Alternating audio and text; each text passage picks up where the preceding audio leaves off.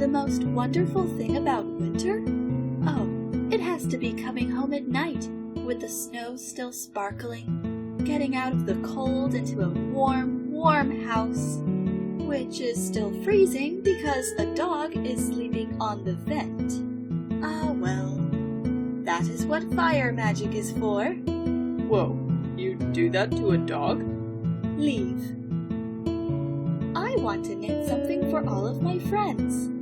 Thin muffs for Undine, a tail warmer for Alphys, a horribly ugly sweater for Sans, mittens for Papyrus, that I suppose he can just wear over his gloves. Oh, Sans is just terrible during the winter time. There was this evil thing he did recently. He intentionally stood outside in the cold until his bones were absolutely chilled. Then he said, "Tori, can we talk about something?" So I leaned down to listen to him, and he just put his horribly freezing hands right on my face. I am going to start pouring hot water on him before I let him in. The winter party? Oh.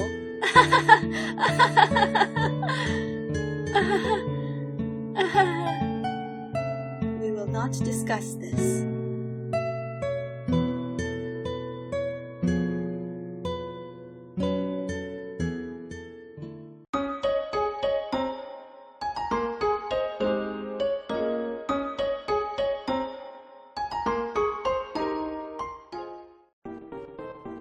Oh, I like winter. You can go out to a great big field where it's all quiet and let the snow fall right through you until you're buried deep in a snowbank. I wouldn't do that if you aren't a ghost. When it gets freezing outside and I'm feeling a little melancholy, sometimes I like to have a cry and watch my tears turn into beautiful ice crystals. Oh, sometimes it's so beautiful, it just makes me cry even more. Metaton wants to hire me for a ski resort, crying to ice up the slopes with my tears. Oh, I always wanted to do that.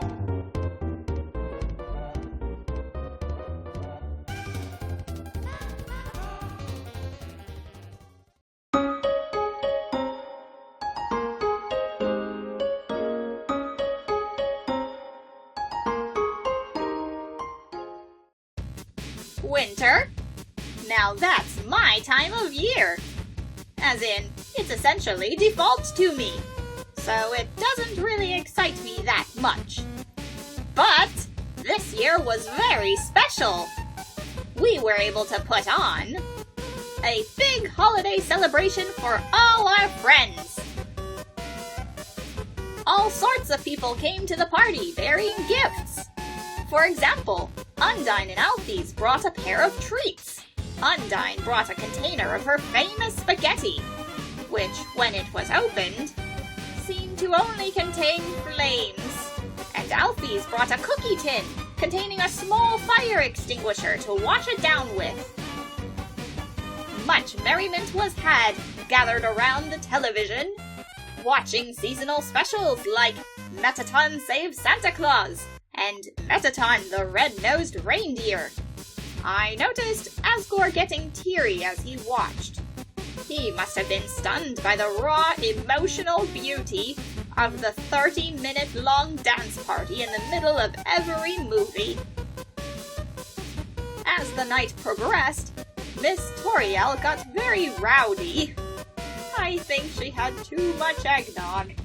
She started drawing hair on my brother's head with a marker and singing holiday songs very loud, but replacing the lyrics with cursed words. She kept trying to get Alphys to sing with her, holding her little yellow arms and waving them back and forth. We ended up locking her in the garage, where she fell asleep. She looked kind of bad, just lying there, so I put a cloth over her, and some candelabras on top, to make her match the decor. At the end of the night, Sans was curled up on the couch, sleeping in his clothes, as usual. Come on, Sans, you don't even have a blanket. It's dishonorable to sleep without a blanket. But he didn't hear me. So I had to put a blanket on him myself. Pathetic, isn't it? A grown man getting tucked in without even telling me a bedtime story. What a mess! Bottles and confetti everywhere. Broken eggs and spears on the floor. One of Metaton's legs lost in the confusion. Sans had better help me clean this. I had half a mind to wake him up. But seeing Sans sleeping so soundly made me think he never said so.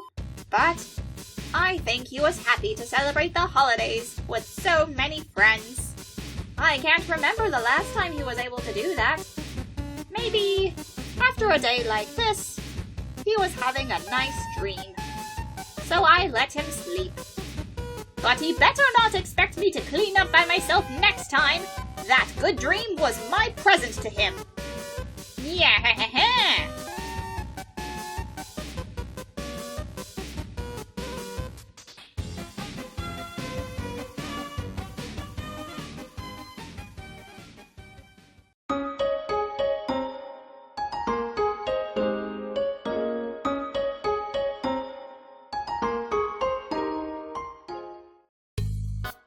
Winter's cool, huh? Well, that's putting it mildly. This winter, Papyrus threw a holiday party for everyone. He pretty much set up everything himself.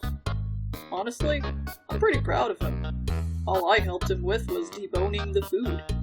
So I removed the bones, put in the cake, the salsa, the guac dip, the punch, Oh yeah, he even made a welcoming puzzle for the party. A giant labyrinth made of ice, snow, and musical ornaments, to baffle and confound his friends with holiday cheer. You, had to get through it to get to the front door. Think Asgore got lost in there for a while. Undyne had to go save him. She found him huddled around a homemade fire, eating a fruitcake like it was an MRE. I think everyone else kinda came through the back door.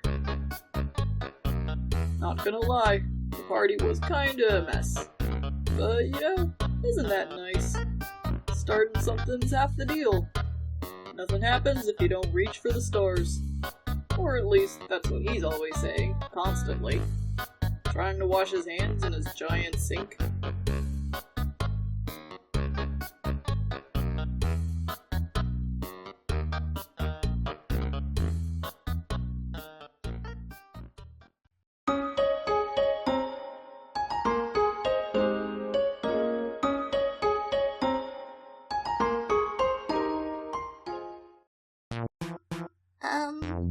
I'm not really a huge fan of winter. The days getting shorter is a huge letdown. Plus, when I get cold, I tend to, start moving and talking in slow motion. Fortunately, this winter, I had a brand new, extremely efficient space heater. I made a nice space to put the heater in, too. I put it in a hole in the floor, then put a table over it. Then covered the table with a blanket to the floor. It's really nice putting your legs underneath. What's more, the heat tends to attract cute kitties. And by that, I mean, I found Caddy sleeping under there. I didn't even invite her over. She said something like, "Hey, Alfs, don't worry. I got you an orange." But it was, just the peel. She, ate all my oranges. She had to get her stomach pumped. Cats can't, eat oranges. The next day, I heard dance music coming from under the table, with colorful flashing lights. It sounded like there was, a crowd under there. I tried to sit with my legs under it, like normal, but someone came out and asked if I was on the VIP list. Actually, maybe I'll just use a fireplace next year. Space heater? She means moi. While she was performing her regular repairs on me, she installed modifications on my rectangular form to allow me to exceed my normal hotness. Then, begged me, to hang around her table. Welly well, who am I to refuse my biggest fan? But don't think being under a table means the show won't go on, darling. Undine was so cute at the party. Wearing the special Mew Mew cat ear earmuffs I gave her. And then I don't like singing outside of karaoke, but if she even hears a single verse, she can't help but join in. She's not great at staying in tune, but she puts her heart into it, and that's music to my ears. She almost makes it a contest to sing the loudest. Between her and Toriel singing carols, it's got pretty loud. That was one of the things that made her we don't have to discuss this.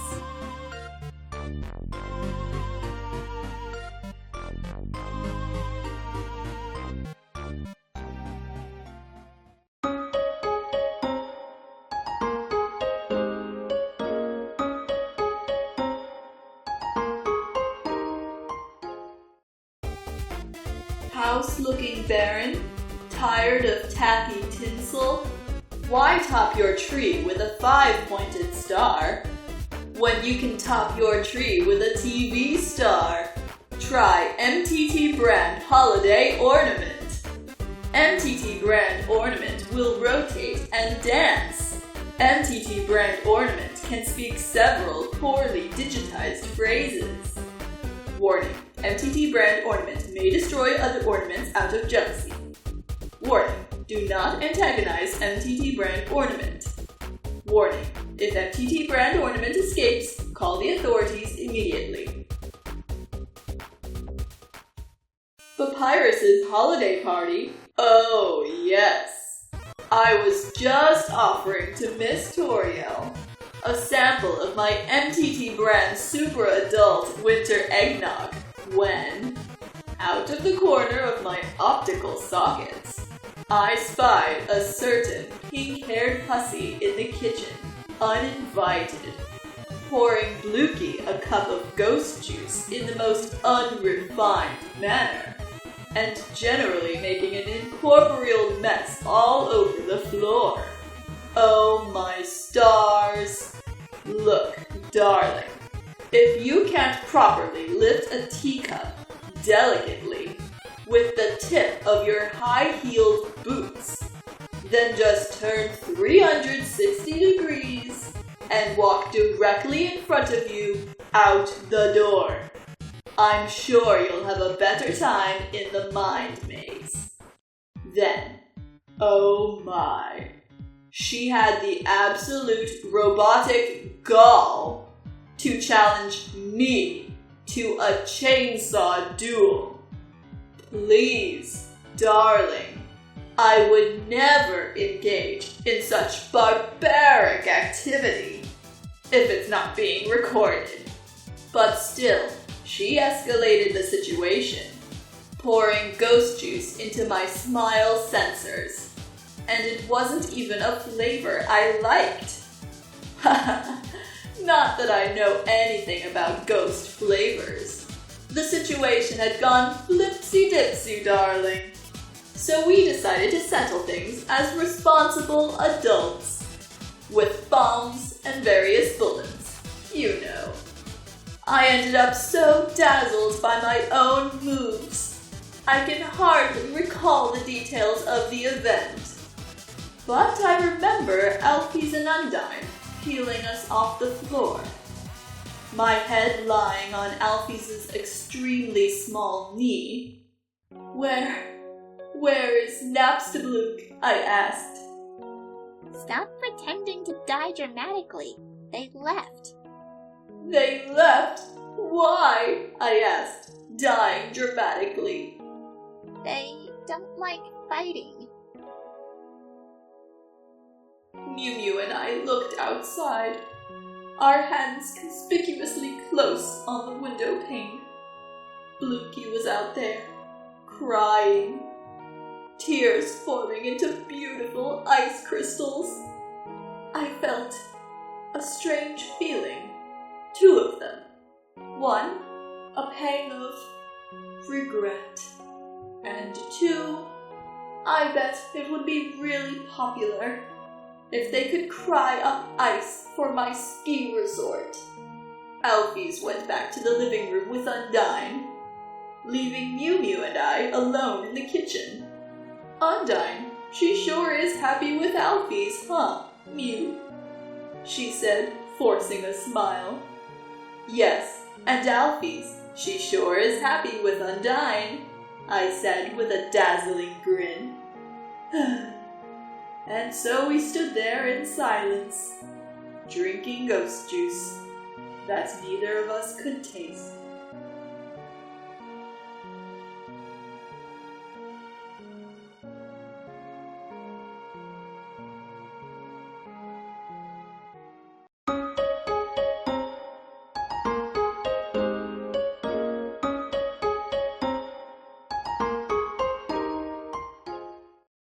My favorite thing about winter? It's gotta be winter sports. Snow wrestling, snow baseball, snow football, and of course, snow hockey. The last match we all played was unforgettable. Me, Asgore, and Sans versus Alphys, Toriel, and Papyrus. Action, betrayal, teamwork. It could have been a movie. A disaster movie, maybe.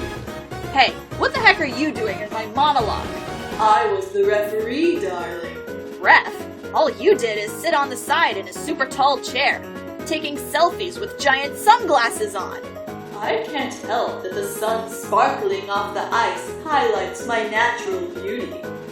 Natural? Anyway, it was a great match. Everyone had a blast.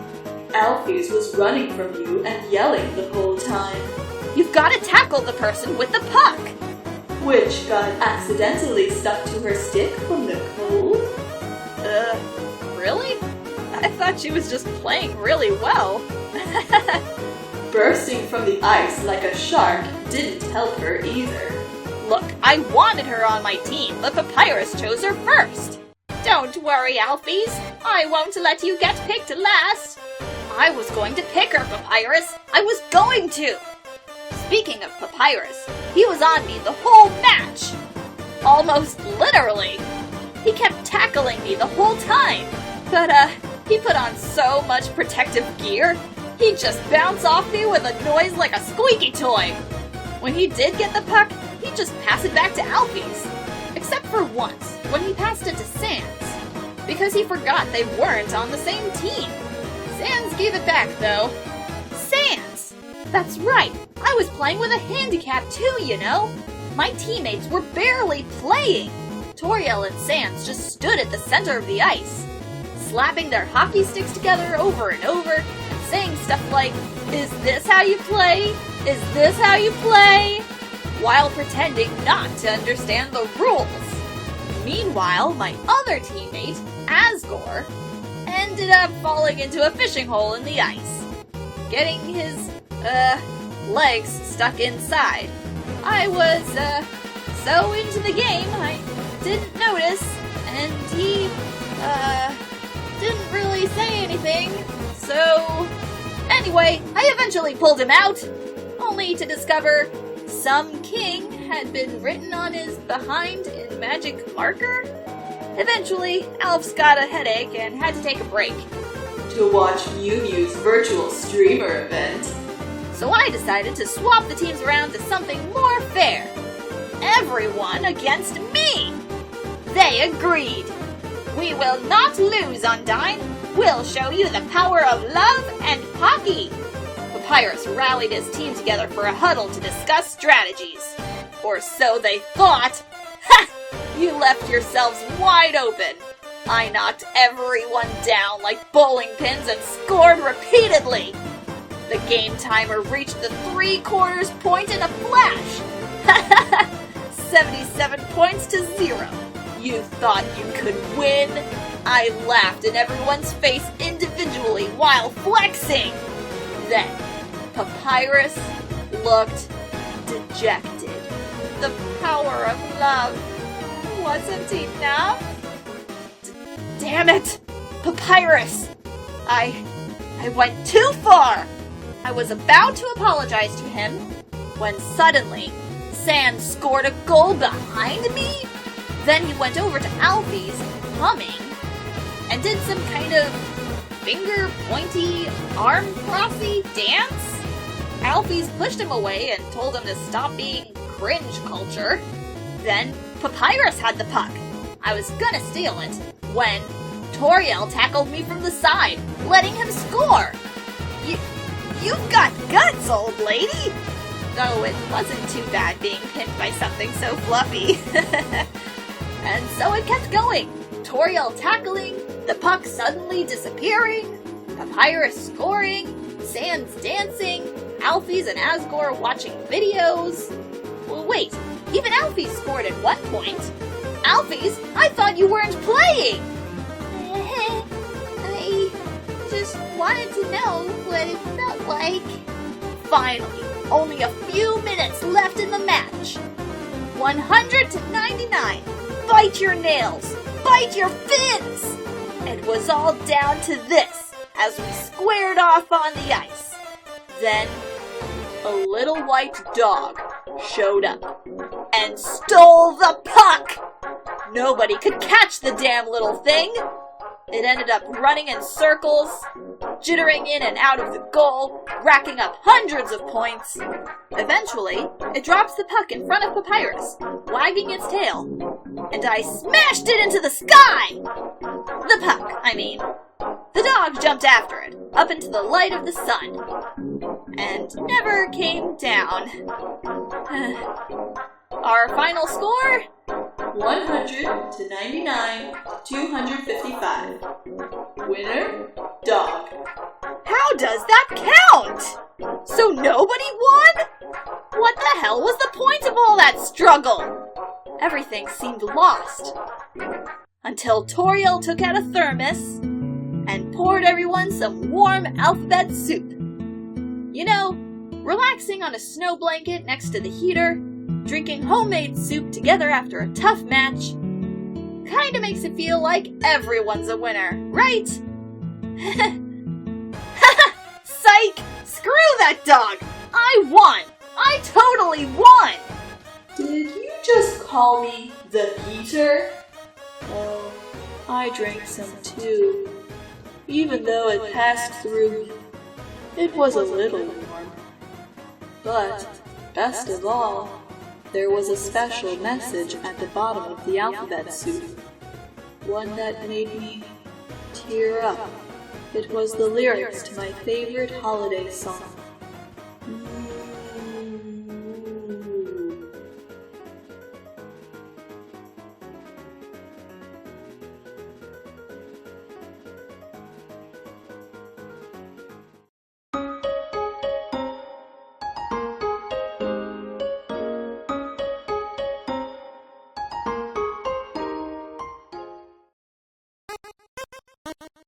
Golly, the best part about winter?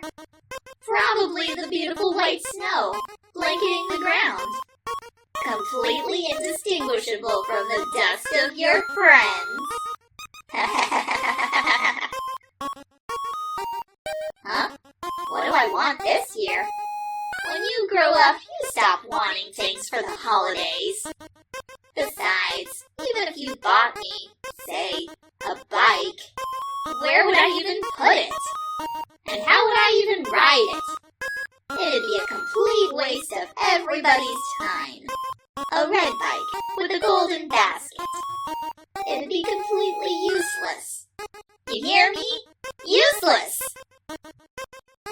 This ribbon? Who cares who gave it to me?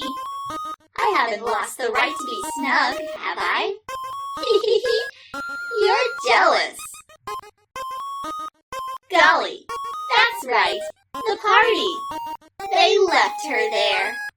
Abandoned her in the garage to rot in the cold. Her mind burnt to nothing from all that merrymaking. To think she's made so many friends. They're lucky they never saw her in the ruins, living in loneliness, waiting for someone to fall down. At her very worst, even forgetting to eat or sleep. Pathetic. I remember finding her and laughing at how miserable she looked, splayed out on the ground in weakness. Guardian of the ruins? Ha! You can't even take care of yourself!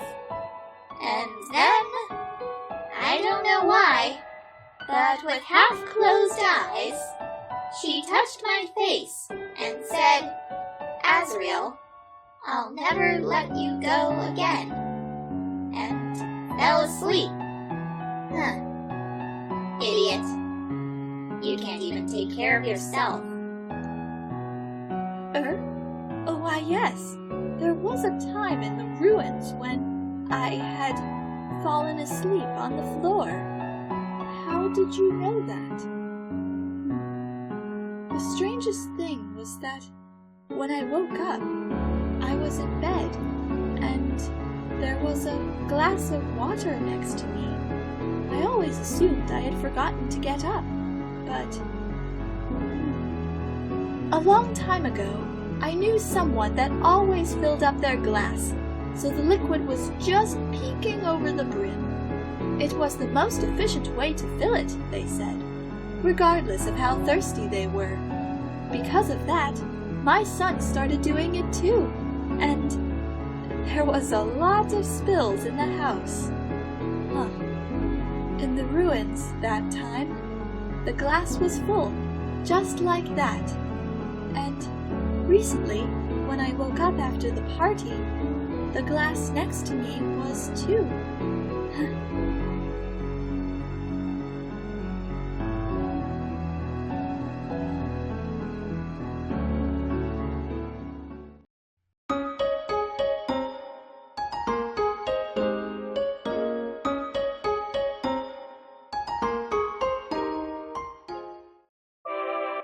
I like Santa Claus. He's a nice old man that never changes. No matter how cruel everything gets, he laughs calmly and comforts the people of the world. Don't you think he's a bit like a superhero? To tell you the truth, I was never an excellent leader, but I think I might be a nice Santa Claus. Ho, ho, ho. Though I cannot fit inside the chimney. Last time I tried, I just got stuck. They ended up drawing a face on my behind. Gee willikers. Rudy loved the holidays, you know. Around that time of year, he'd put on his glowing red nose, and we'd walk into the night together, placing presents side by side in the snow. I was his Santa. He was my Rudolph. I can still hear him tapping on his doorframe, saying, "Don't forget the mistletoe, big guy," as I walk into his snowed-in cottage with a warm slice of fruitcake on the table, his youngest daughter peeking shyly from around the corner. For a little while, it was like another home. I knew him for a long time, even when I first met him at Hotland University. He always called me Big Guy. As time passed, one day, he started looking older than I. I remember him saying, "Guess I have to call you Little Guy now, huh?" Then he paused and said, "Nah, you'll always be Big Guy to me. You want to know why?" "Why?" I asked him. "Because, Gory, you're bigger than me, stupid." Then he just kept laughing. "Physically bigger, idiot! Ha ha ha!" What a funny man. I was there for it all. His youth, his marriage, his fatherhood. Then, suddenly, one day, he fell down.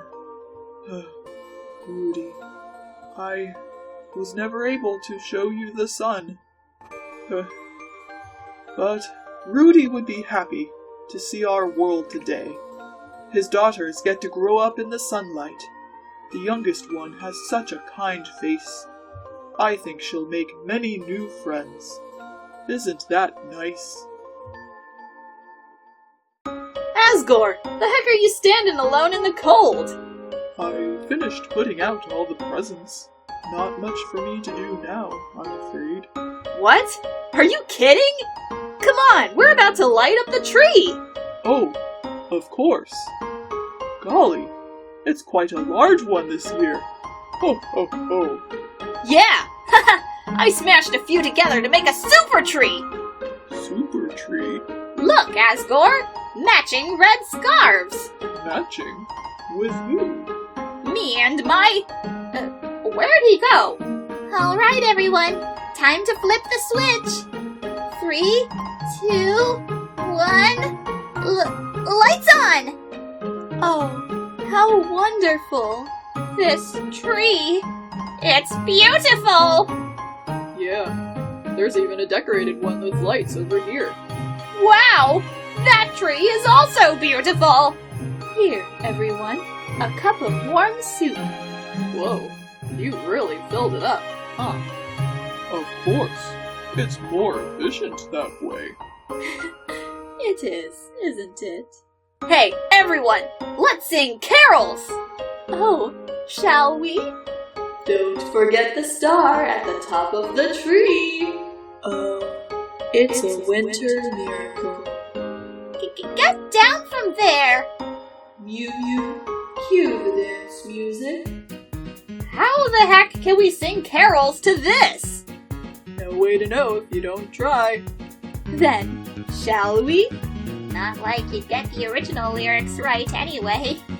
Undyne, we'll show you the power of winter! Hey, I'm on your side! Ho, ho, ho. What a wonderful winter. September. Did nobody notice it was September?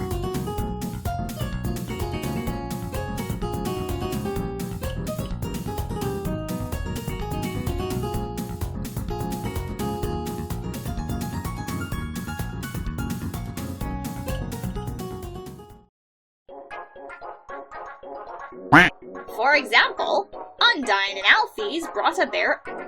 They brought a bear, what? She found him huddled around a homemade fire, eating a fruitcake like it was in Marie. Oh, like an MRE. That's probably what it is. She kept trying to... But, best of all, there was a special Why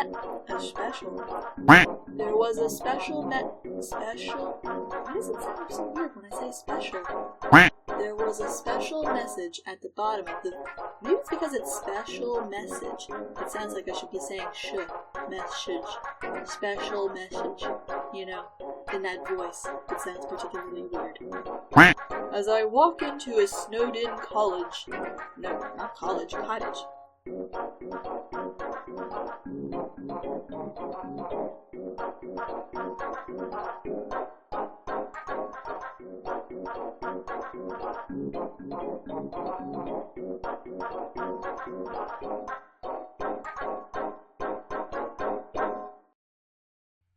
If you liked watching this, then please like, share, and subscribe. Hope you'll come again. Until then, try to stay determined. Until next time.